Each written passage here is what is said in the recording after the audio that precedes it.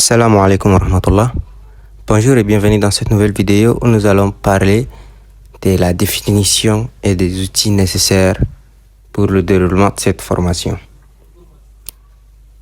Premièrement, nous allons parler des définitions du rôle et de l'historique du HTML. Ensuite, nous allons parler de la définition, le rôle et l'historique du CSS et ce qu'il nous faut pour travailler en HTML et en CSS.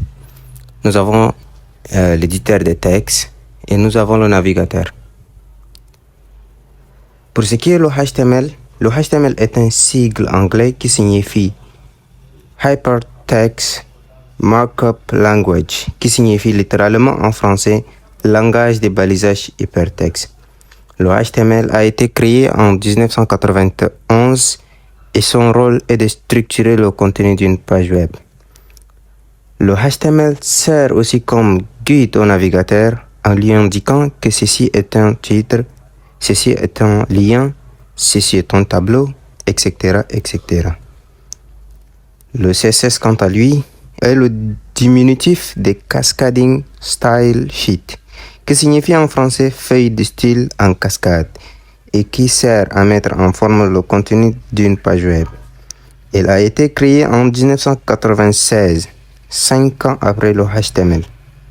Le CSS nous permet de définir la taille, la couleur et le style d'un texte. Il nous permet aussi d'ajouter des bordures. Bref, le CSS est utilisé pour rendre beau le contenu que nous avons créé par le HTML. Notez bien, ne jamais utiliser le HTML pour mettre en forme le contenu d'une page web. Par exemple, pour augmenter la taille d'un texte, bien pour le mettre en gras, etc. La mise en forme est propre au CSS. Retenez bien ça. Il faut aussi noter que le HTML et le CSS ont beaucoup évolué depuis leur création. Actuellement, nous utilisons pour la formation le HTML5 et le CSS3, qui sont les dernières versions de ces deux langages.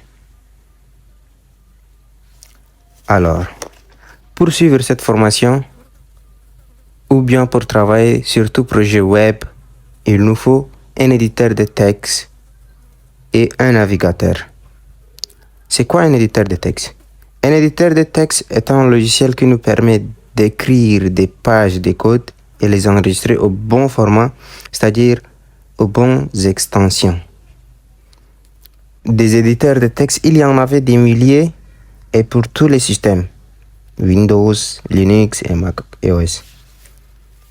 Il n'y a pas un éditeur meilleur qu'un autre, mais juste une question de goût. Je peux juger bon un éditeur de texte et peut être mauvais selon vous. Et l'inverse est aussi possible. Donc, testez plusieurs et jugez vous-même le meilleur pour vous. Pour ce qui est du navigateur, il y en avait plusieurs aussi.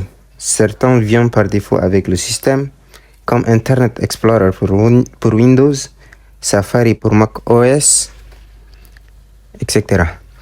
Il y en a aussi les multisystèmes, comme Google Chrome, bien Mozilla Firefox. Ce sont les deux les plus célèbres. Moi, j'utilise Google Chrome comme navigateur et pour l'éditeur de texte, j'utilise Notepad++ pour cette formation.